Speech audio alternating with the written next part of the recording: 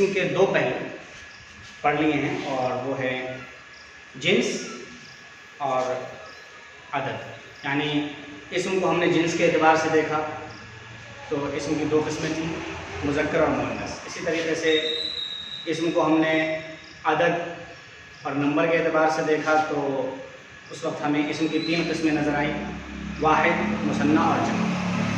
اب ہم آج شروع کریں گے انشاءاللہ اسم کا تیسرا پہلو اور تیسرا اینگل، اور تیسرے اینگل سے ہم اسم کو دیکھیں گے کہ اسم کیسا ہوتا ہے، کیا ہوتا ہے اور اس کی کتنی اقسام ہیں۔ تو تیسرا اینگل اور تیسرا پہلو جو ہے اسم کا وہ ہے وسعت، یعنی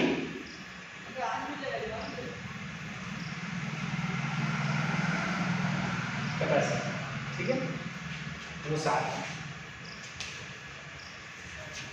وسعت کیپیسٹی، اس کا مطلب ہوتا ہے کہ اسم کو دیکھنا کہ اسم کتنا زیادہ عام ہے یا اسم کتنا خاص ہے، ٹھیک ہے، اسم عام ہے یا خاص ہے، ہمیں وسعت میں اسم کے بارے میں یہ پتہ چلتا ہے۔ تو آج ہم انشاءاللہ اس قابل ہوں گے اس وسعت کو پڑھنے کے بعد کہ ہم سمجھ سکیں گے کہ اسم جو ہے وہ خاص ہے یا عام ہے، ٹھیک ہے۔ مثال کے طور پہ ہم وسعت کو سمجھنے کے لیے ایک ایگزامپل لیتے ہیں۔ ہم کہتے ہیں اسٹوڈنٹ، ٹھیک ہے۔ اگر ہم اسٹوڈنٹ بولتے ہیں تو اس کا مطلب یہ ہوتا ہے کہ اگر اس کلاس کے اندر 50 اسٹوڈنٹ ہیں تو ان سب کو ہم کیا کہہ سکتے ہیں؟ اسٹوڈنٹ کہہ سکتے ہیں۔ یعنی اس کے اندر جو کیپیسٹی ہے وہ اس ورڈ کے مقابلے میں کہ ارشاد، یہ بھی ایک ناؤن ہے اور یہ بھی ایک ناؤن ہے، ٹھیک ہے۔ لیکن جب ہم اسٹوڈنٹ بولتے ہیں تو جتنے بھی یہاں پر لوگ آئے ہوئے ہیں پڑھنے کے لیے ان سب کو ہم اسٹوڈنٹ بول سکتے ہیں۔ لیکن اس ناؤن کی جب ہم بات کریں تو اس ناؤن سے ہم صرف ایک ہی شخصیت کو مراد لے سکتے ہیں جو اس کلاس میں ارشاد نام کا کوئی اسٹوڈنٹ ہے، اس کو ہم صرف ارشاد کہہ سکتے ہیں۔ بقیہ یا ہو سکتا ہے کہ 2 ہو سکتا ہے 3 ہو، لیکن سارے اسٹوڈنٹ جو ہیں ان کو ہم ارشاد نہیں کہہ سکتے، ٹھیک ہے۔ تو اس کا مطلب یہ ہے کہ اگر کیپیسٹی کے اعتبار سے دیکھیں تو اس ورڈ کی کیپیسٹی زیادہ ہے اسٹوڈنٹ کی، اور اس ورڈ کی کیپیسٹی کم ہے۔ تو جس کی کیپیسٹی زیادہ ہوتی ہے اس کا مطلب یہ ہے کہ وہ ورڈ کیا ہے؟ عام ہے، اور جس کی کیپیسٹی کم ہوتی ہے اس کا مطلب یہ ہے کہ وہ ورڈ خاص ہے، ٹھیک ہے۔ تو آج ہم وسعت کے اندر انہی دو باتوں کو پڑھیں گے، عام اور خاص۔ تو جو اسم عام ہوتا ہے اس کو ہم کہتے ہیں نکرہ، اور جو اسم ہوتا ہے خاص اس کو کہا جاتا ہے معرفہ، ٹھیک ہے۔ نکرہ اور معرفہ۔ تو جس طریقے سے ہم نے جنس کے بارے میں سنا تو ہمارے ذہن میں دو باتیں آتی تھیں، کیا؟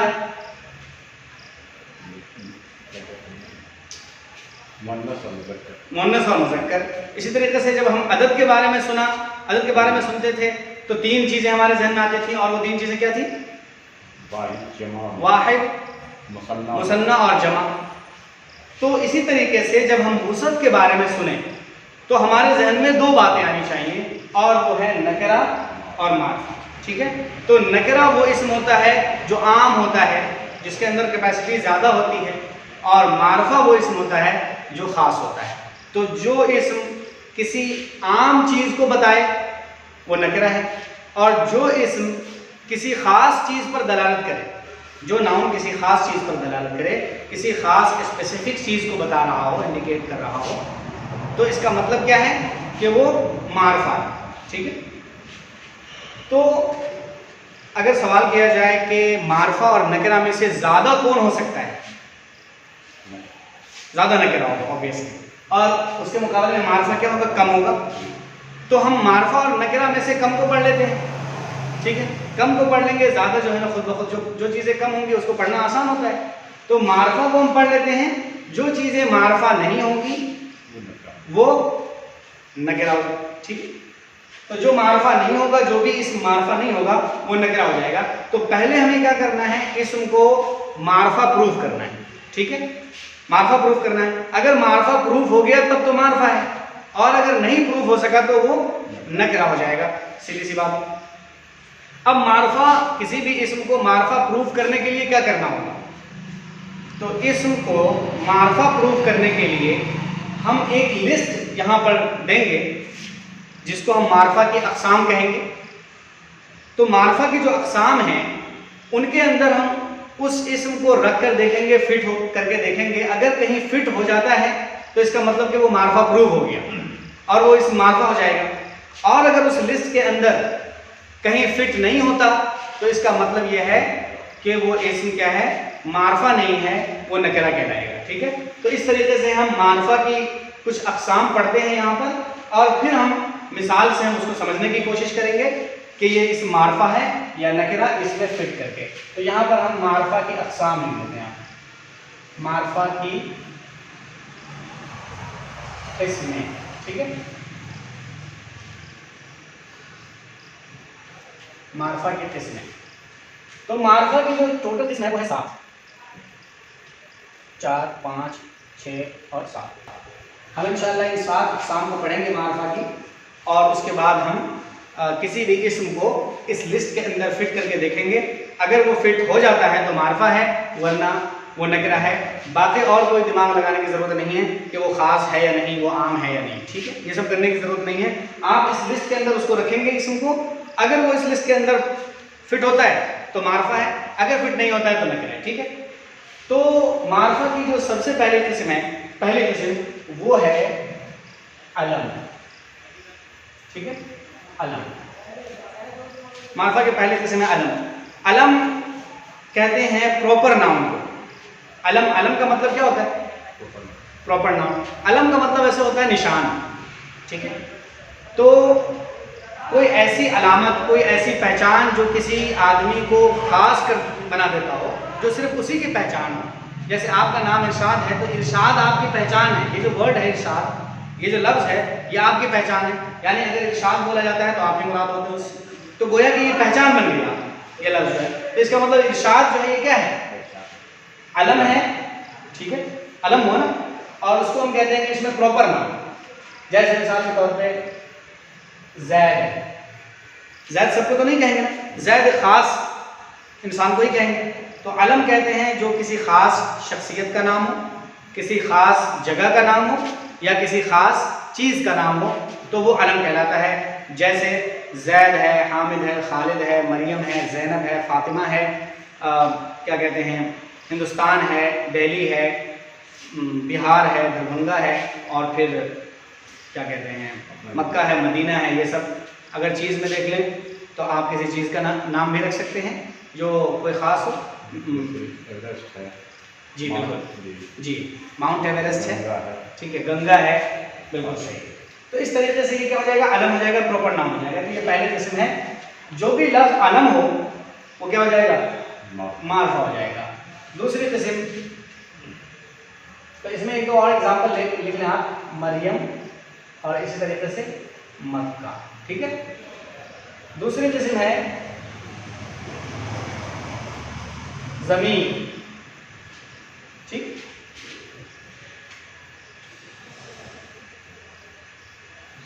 دوسری قسم ضمیر ہے. ضمیر کا مطلب یہ ہے کہ پروناؤن، اور پروناؤن سے یہاں مراد ہے پرسنل پروناؤن، جو کسی پرسن کے لیے یوز کیا جا رہا. ٹھیک ہے، جیسے وہ، میں، تو، تم، ہم، یہ سب جو ہے کیا کہتے ہیں، ضمیر ہے جو کسی پرسن کے لیے بولا جا رہا ہے. جیسے میں بولوں تو اس کا مطلب کہ یہ جو پرسن ہے اس کے لیے میں بولا جا رہا ہے. وہ ہے، ٹھیک ہے، تو اس کا مطلب یہ ہے کہ وہ جیسے زید ہے مثال کے طور پہ، تو ہم کہیں وہ گیا، تو اس کا مطلب یہ ہے کہ وہ جو ہے، یہ زید جو ایک پرسن ہے، ایک شخص ہے، اس کے لیے استعمال ہو رہا ہے. تو ضمیر سے مراد یہاں پہ پرسنل پروناؤن ہے. اور مثال کے طور پہ ہم 3 مثالیں جو عربی میں استعمال ہوتی ہیں، ہوا. ہوا کا مطلب کیا ہے، وہ. اور انت کا مطلب ہے تو. اور اسی طریقے سے انا، اس کا معنی ہے میں. تو یہ 3 پروناؤن آپ یاد رکھیں. ابھی ہم پروناؤن نہیں پڑھا رہے ہیں، پروناؤن جب آئے گا تب پروناؤن کے بارے میں ڈیٹیلز میں گفتگو کی جائے گی. ابھی صرف آپ یہ ایگزامپل یاد رکھیں.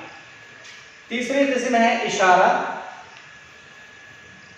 یعنی اشارہ بھی جو ہے وہ اسم کی قسم ہے نا، کیونکہ معرفہ جو ہم پڑھ رہے ہیں یہ اسم کی ہی کوالٹی ہے.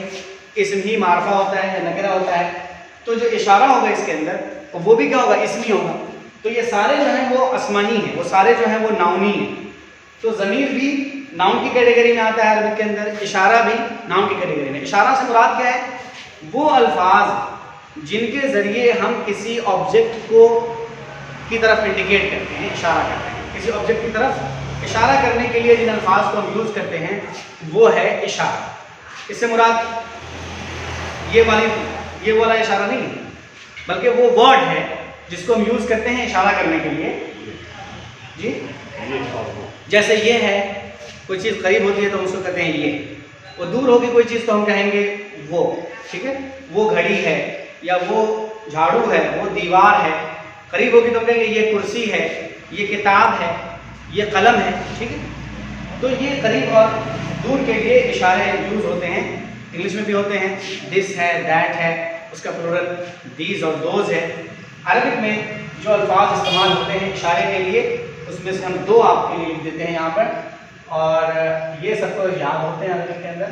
حاذا، ٹھیک ہے، حاذا. عربی کی بات آتی ہے تو سب سے پہلا جو لفظ ذہن میں ہمارے آتا ہے وہ حاذا ہی آتا ہے. تو حاذا کا مطلب کیا ہو جائے گا؟ یہ. اور دوسرا ورڈ آپ یاد رکھیں جو دور کے لیے ہم اشارہ کرنے کے لیے استعمال کرتے ہیں وہ ہے ذالکا. ٹھیک ہے، حاذا اور ذالکا.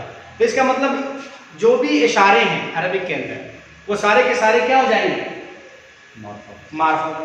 ٹھیک ہے، جو بھی ضمیر ہے پرسنل پروناؤن وہ سارے کے سارے کیا ہیں؟ معرفہ ہیں. اور چوتھی قسم ہے موصول. موصول بھی یہ پروناؤن کی ایک ٹائپ ہے جس کو ہم کہتے ہیں ریلیٹو پروناؤن.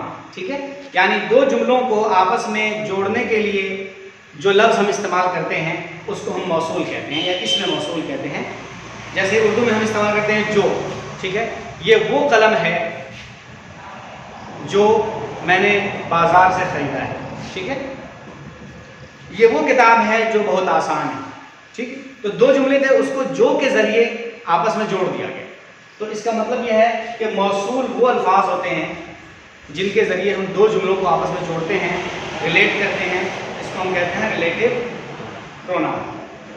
اس کے لیے انگلش میں آپ وچ کا، دیٹ کا، ہو کا، ان سب الفاظ کا استعمال کرتے ہیں. عربی میں جو کے لیے جو لفظ استعمال ہوتا ہے وہ ہوتا ہے الذی. ٹھیک ہے، الذی. تو عربی میں چونکہ ہر اسم کا ایک جینڈر ہوتا ہے تو جو موصول بھی ایک اسم ہے، اسم موصول، تو اس کا بھی جینڈر ہوگا. تو جینڈر میں مذکر بھی ہوتا ہے اور مؤنث بھی ہوتا ہے. تو یہ والا جو ہے نا الذی، یہ مذکر جینڈر کے لیے یوز ہوتا ہے. یعنی مذکر جو ہوگا تو الذی یوز ہوگا، اور اگر مؤنث جو ہو تو اس کے لیے جو لفظ استعمال ہوتے ہیں وہ ہے اللاتی. ٹھیک ہے، یہ والا جو لفظ ہے یہ یوز ہوتا ہے مؤنث جو کے لیے. ٹھیک ہے، مثال کے طور پہ آپ اس کو دیکھیں، اللہ الذی خلق السماوات والارض. اللہ الذی خلق السماوات، الذی یوز ہوا وہاں پر. کیوں؟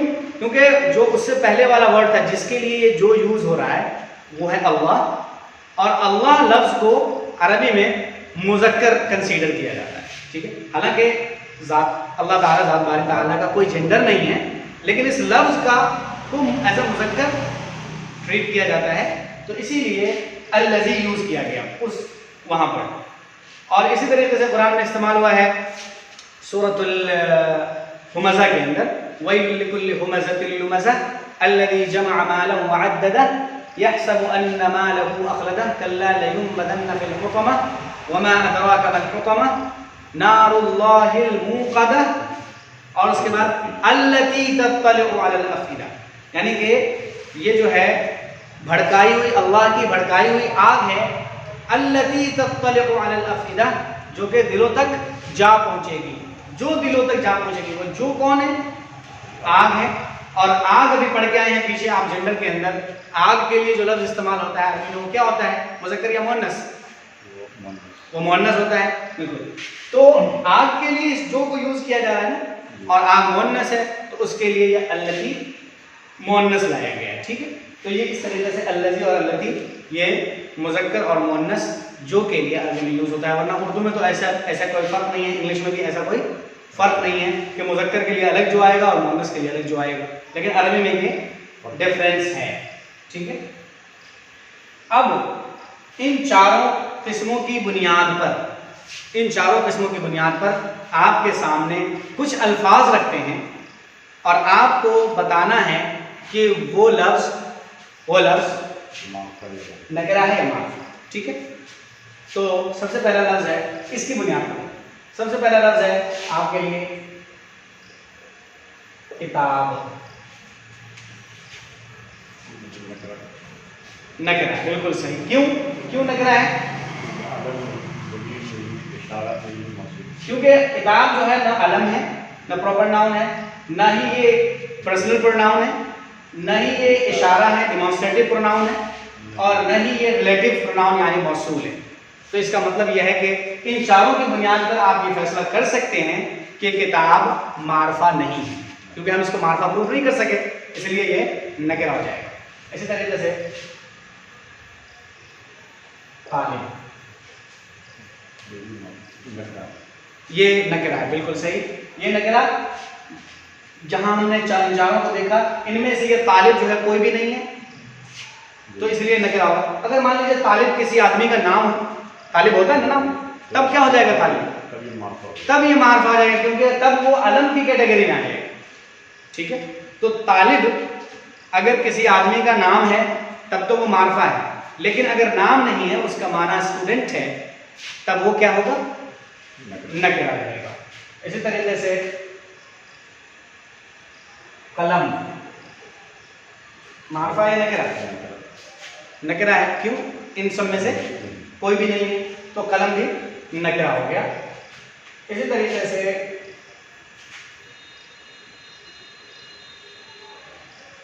हिया, हिया क्या है? औरत के लिए हिया जो है एक प्रोनाउन है, ठीक है। हिया एक प्रोनाउन है, और प्रोनाउन के बारे में आपने पढ़ा कि प्रोनाउन क्या होता है? प्रोनाउन मार्फा के अक़साम में से है ज़मीर, तो हिया जो है वो मार्फा हो जाएगा, ठीक है। और हाजा, ये भी मार्फा, हाजा भी क्या है? मार्फा है, क्योंकि ये इशारे के लिए यूज होता है, और इशारा जो होता है वो मार्फा होता है, ठीक है। अब जो है इसमें से आप इनमें से देखें, हमने 5 अल्फाज आपके सामने लिखे हैं। इन 5 में से अगर आप देखें तो ये क्या है? नकरा, ये नकरा, ये नकरा, ये मार्फा, ये मार्फा। तो 3 अल्फाज इसके अंदर नकरा है और 2 जो है वो मार्फा है। अब आप एक छोटी सी बात यहाँ पर समझ लें कि जो नकरा, अरबी में जो इसम नकरा होता है, उसको मार्फा बनाने के लिए भी एक फार्मूला यूज होता है, यानी उसको भी हम मार्फा बना सकते हैं अगर चाहें। तो जो नकरा इसम है उसको मार्फा बनाना चाहें तो हम नकरा को मार्फा बना सकते हैं एक छोटा सा फार्मूला यूज करके, और उसके लिए हम इसको नकरा इसम को कॉपी करेंगे, ठीक है। कोई भी नकरा इसम है, उसके आगे हम यूज करेंगे अल, ठीक है। यानी किसी भी नकरा इसम के आगे अगर अल लगा हुआ है तो इसका मतलब यह है कि वो नकरा इसम मार्फा हो जाएगा, ठीक है। क्लियर? अब इस अल के बारे में हम थोड़ी सी तफसील से पढ़ेंगे, लेकिन अभी नहीं, उसको बाद में इंशाल्लाह डिस्कस किया जाएगा। लेकिन आप ये याद रखें कि किसी भी नकरा इसम को मार्फा बनाने का जो फार्मूला है वो क्या है कि उससे पहले, उस इसम से पहले आप अल लगा दीजिए। एक अलिफ लगाना है और एक लाम साकिन लगाना है। एक अलिफ जिस पे ज़बर हो तब हमज़ा हो जाएगा, यानी एक हमज़ा लगाना है और एक लाम साकिन लगाना है ال تو وہ اسم بن جائے گا معرفہ.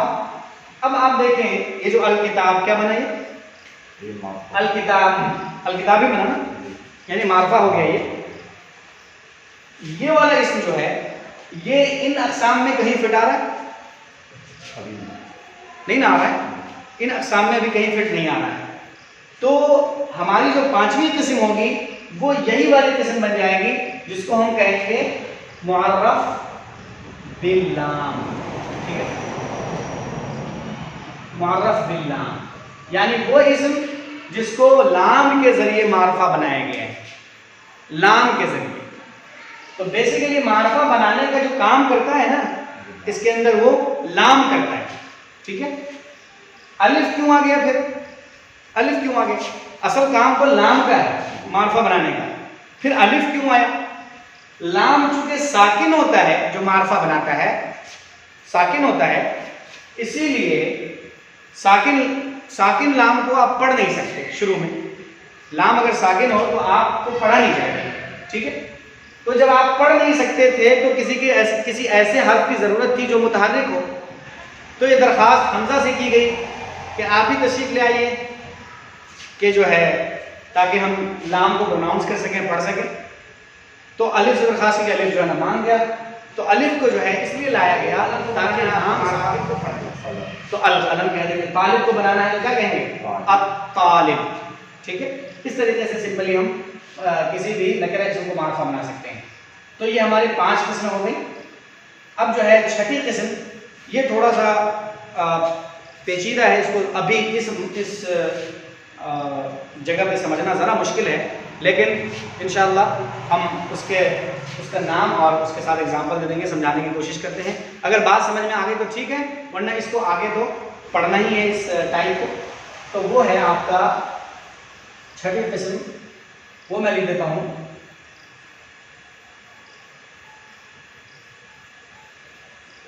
مضاف الی المعرفہ. یہ چھٹی قسم کا نام ہے مضاف الی المعرفہ. ٹھیک ہے, کیا مطلب ہو گیا مضاف الی المعرفہ کا؟ اس کو سمجھنے کے لیے ایک ایگزامپل آپ لیں. مضاف الی المعرفہ کا مطلب یہ ہے کہ ایک اسم کو جو کہ نکرہ ہے, جو اسم نکرہ ہے, اس اسم کو آپ کسی دوسرے اسم کے ساتھ ریلیٹ کر دیں, اس کے ساتھ اس کا تعلق جوڑ دیں. تو اس طریقے سے وہ جو نکرہ اسم ہے وہ بھی معرفہ بن جائے گا, کیونکہ اس کا تعلق جو ہے ایک معرفہ کے ساتھ جڑ گیا. تو اب وہ نکرہ اسم بھی معرفہ بن جائے گا. اور یہ کس طریقے سے ہم ریلیٹ کریں گے اور کس طریقے سے یہ تعلق جوڑیں گے, آپ ایگزامپل سے اس بات کو سمجھ سکتے ہیں. جیسے ہم اردو میں کہتے ہیں, اردو میں ہم یوز کرتے ہیں حامد کا گھر. ٹھیک ہے, اس میں 2 اسم ہیں ہمارے پاس, ایک حامد ہے اور ایک گھر ہے. ٹھیک ہے, حامد کو اگر دیکھیں تو حامد علم کی کیٹیگری میں آتا ہے جو آلریڈی کیا ہے, معرفہ ہے. ٹھیک ہے, گھر کو اگر دیکھیں تو گھر نہ علم ہے. ٹھیک ہے, کسی خاص چیز کا نام نہیں ہے. ٹھیک ہے, نہ علم ہے, نہ یہ ضمیر ہے, نہ اشارہ کرنے کے لیے گھر کو استعمال کیا جاتا ہے, اور نہ ہی یہ 2 جملوں کو آپس میں جوڑنے کے لیے استعمال کیا جاتا ہے, یعنی موصول نہیں ہے, نہ اس پر کوئی الف لام لگا ہوا ہے. ٹھیک ہے,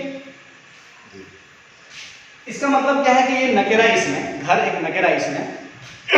اس نکرہ اسم کو کا تعلق اور اس کا رشتہ ہم نے جوڑ دیا حامد کے ساتھ جو کہ معرفہ تھا. اس طریقے سے گھر کا تعلق حامد کے ساتھ جب جڑا تو یہ گھر جو ہے وہ بھی ہو گیا معرفہ, اور اس کی عربی بنتی ہے یوں, بیت حامدن. یہ عربی اس کی بن جائے گی. تو بیت کو اگر آپ دیکھیں گے نکرہ اسم ہے, بیت کو اگر غور کریں تو نکرہ اسم ہے, نہ علم ہے, نہ ضمیر ہے, نہ اشارہ ہے, نہ موصول ہے, اور نہ معرف باللام ہے. لام بھی ہم نے نہیں لگایا اس پر. تو اس کا مطلب ہے کہ یہ اسم نکرہ ہے, لیکن جب اس کا تعلق حامد کے ساتھ جڑا تو یہ بیت جو ہے یہ معرفہ ہو گیا. ٹھیک ہے, اسی طریقے سے ہم ایگزامپل لیتے ہیں بیت اللہ. جب گھر کا تعلق ہم نے جوڑا اللہ کے ساتھ تو یہ جو بیت ہے یہ بھی کیا ہو گیا؟ حالانکہ نکرہ اسم ہے لیکن ہم اس کو بھی معرفہ کنسیڈر کرتے ہیں، اور معرفہ کی یہ چھٹی قسم ہماری بن جاتی ہے، اور وہ کیا ہے؟ مضاف الی المعرفہ۔ تو اس میں کون سا اسم مضاف ہو گیا؟ پہلا مضاف الی المعرفہ۔ کوئی بھی نکرہ اسم ہے، کسی بھی نکرہ اسم کو آپ آواز لگا دیں، پکار لیں، تو وہ نکرہ اسم بھی کیا ہو جائے گا؟ معرفہ ہو جائے گا، پکارنے کی وجہ سے، بلانے کی وجہ سے۔ جیسے ہم کہتے ہیں او لڑکے، ٹھیک ہے، اے لڑکی، اس طریقے کے او آدمی، یہ سب جو الفاظ ہیں، اور اس سے ہم کسی نکرہ اسم کو پکار رہے ہیں، تو اس پکارنے کی وجہ سے وہ نکرہ اسم بھی کیا ہو جاتا ہے؟ معرفہ ہو جاتا ہے، ٹھیک ہے۔ تو اس قسم کو ہم کہتے ہیں معرف بالندا، معرف بالندا، ٹھیک ہے، معرف بالندا۔ اور اگزامپل کے طور پہ اللہ تعالیٰ نے قرآن کریم میں ابراہیم علیہ السلام کو جب آگ میں ڈالا گیا تھا، نمرود نے جب ڈالا تھا، تو اللہ تعالیٰ نے آگ کو پکارا تھا، او آگ ٹھنڈی ہو جائے ابراہیم علیہ السلام کے اوپر اور سلامتی والی بن جا۔ تو آواز لگاتے ہوئے اللہ تعالیٰ نے آگ کو آواز دی تھی، یا نارو، یا نارو، اے آگ۔ اچھا، نار جو ہے یہ نکرہ ہے یا معرفہ ہے؟ نکرہ ہے۔ کیوں ہے نکرہ؟ کیونکہ نہ علم ہے نار، نہ ضمیر ہے، نہ اشارہ ہے، نہ موصول ہے، نہ ہی معرف باللام ہے، اور نہ ہی کسی معرفہ کی طرف کے ساتھ اس کا تعلق اور ریلیشن جوڑا جا رہا ہے۔ تو اس کا مطلب یہ ہوا کہ ان میں سے کہیں بھی یہ نہیں آ رہا ہے، تو نار کیا ہو جائے گا؟ معرفہ ہو جائے گا، سوری نکرہ ہو جائے گا، نار نکرہ ہو جائے گا۔ جب نار نکرہ تھا اور اس کو آواز لگائی گئی یا کے ذریعے، تو اب یہ نار کیا ہو جائے گا؟ معرفہ ہو جائے گا۔ اسی طریقے سے ہم کہیں یا ولد، ولد کہتے ہیں لڑکے کو، ٹھیک ہے، ولد کیا ہوتا ہے؟ لڑکا، اور ولد کا لفظ جو ہے وہ ہے نکرہ، کیونکہ یہ ان میں سے کہیں بھی نہیں آ رہا ہے، ان 6 میں سے، ٹھیک ہے۔ تو جب یہ ان میں سے کہیں نہیں آ رہا ہے تو نکرہ ہوا، اور جب ہم نے اس کو آواز لگائی تو آواز لگانے کی وجہ سے یہ اسم بھی معرفہ ہو جائے گا۔ تو یہ ہمارا آ جائے گا یہ آخری کیٹیگری کے اندر، معرف بالندا میں، ٹھیک ہے۔